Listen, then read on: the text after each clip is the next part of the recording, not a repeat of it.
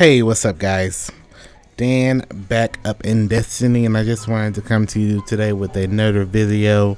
This one, we're going to be taking a look at an update that they have put out today regarding our hunters. If you remember, a while back they did an update, if you will, doing a lot of class-based changes with the warlocks. We saw a lot of things changing. One thing never changed, which was the firebolt. A lot of concern around that not being changed, and rightfully so.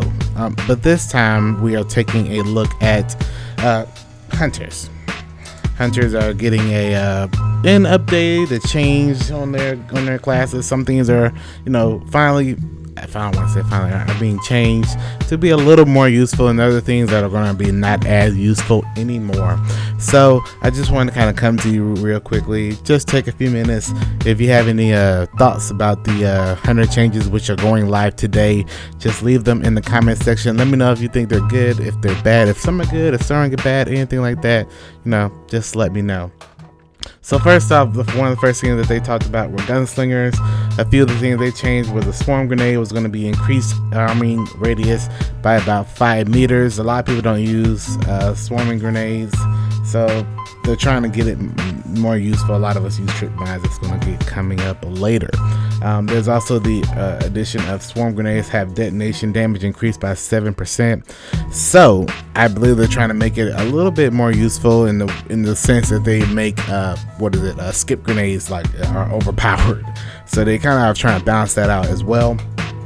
What they also did was change trip mines. Trip mines were very useful, especially in PvP. If you throw it at somebody, stuck them, you can get the whole unicorn perk and everything going on. If for some reason you missed, it still would stick to a wall, and you could have an enemy run by it. I had many kills that way where I missed it, and they still died just because it just stuck behind them, or I just stuck them right on them and they gotta die. I got them to die off of it, but they also killed somebody else. One of the first things they changed is that it no longer attaches to enemies. I'm not a big fan of this. That's one of the big perks of trip mine grenades, is that it sticks to enemies. But they're making a change. Trip mines will no longer attach to enemies. Instead, it's going to arm on impact and then bounce. So if you tag someone, it's automatically going to start the process of exploding or detonating. I don't know how this is going to work until we actually really see it.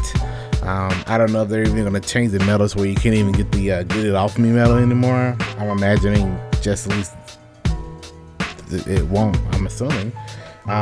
Golden Gun.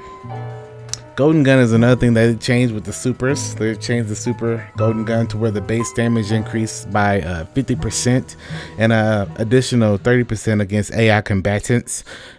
Don't know how this is going to affect PvP and PvE. I know we really would like to see PvP, PvE balances be separate, but hey, I don't know until we see it. I feel like the PvP side of it is going to make Golden Gun even more powerful.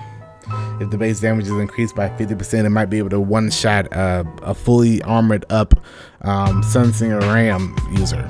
I don't know, only time can tell.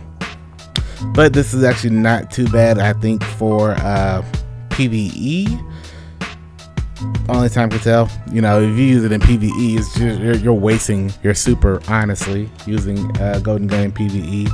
I would have much preferred just a little higher damage. Not to where it can one-shot anything, but maybe just a little higher damage, or at least, like I said before, just separate the PvP and PvE changes to make them balanced out a little more. But that's what they did. We just gotta wait and see what's going on in regards to that. They also changed, to where Deadeye now increases Golden Gun damage by an additional 30%. So they're trying to change up some of the uses of some of the classes, and changing up the Golden Gun's uses and perks in the system, in the skill trees, and make it not as powerful and make the balances more spread out. So only time can tell if it's actually going to be useful or not. But that's a decent change. It's not one of the better ones they've done, not one of the worst. So only time can tell. They also did a change for the throwing knife. Base damage is reduced by 10%. I don't know if that affects the burn as well, but throwing knife won't be, I believe, a one hit. for the most part if you get a critical or precision. I don't know how that's going to work with the stacks and everything, but they did change that. They also changed, what does it say? A circle of life modified functionality, which basically precision kills with throwing knife reduces the cooldown of golden gun now. Circle of life no longer extends the duration of golden gun. I don't know if this is going to allow Alcleophage symbiote to be a little more useful, having an additional golden gun. Who knows? Circle of life gives you 1+ armor is removed, so you don't get that additional armor by using this loadout.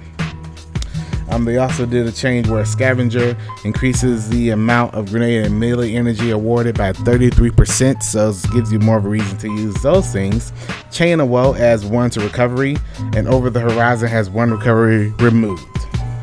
So that's a golden gun. Let's also take a look at Blade Dancer.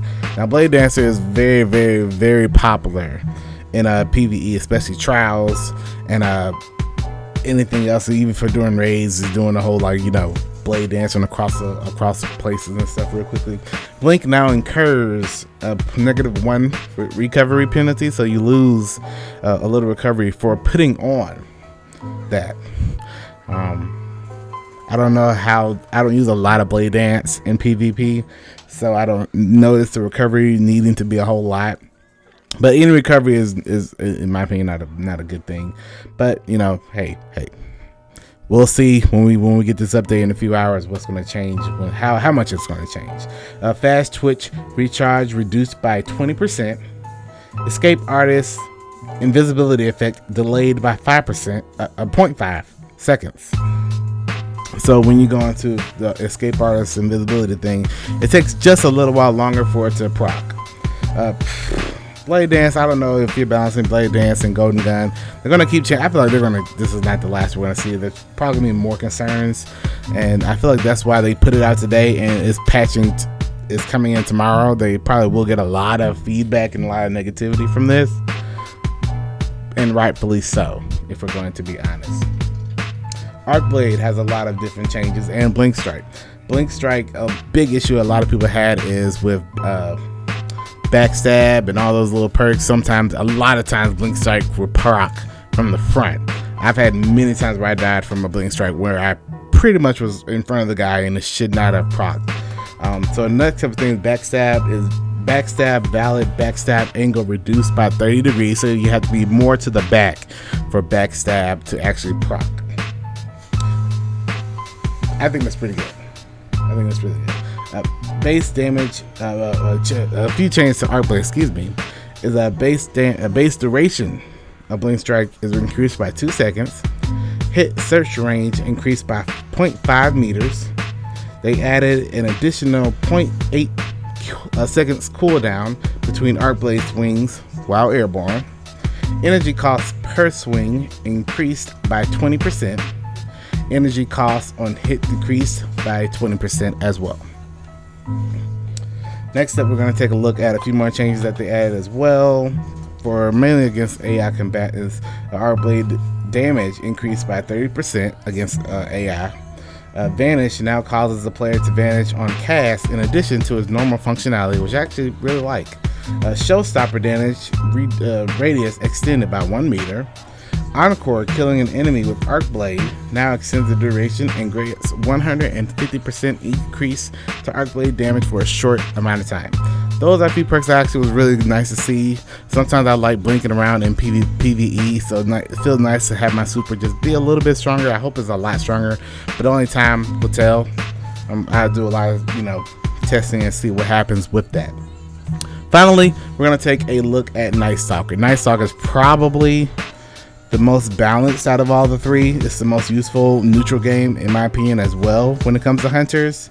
They've made a few changes, a few I'm excited about, a few I'm not too excited about, but they've made it to where spike grenade damage impulses per second reduced from 5 to 10.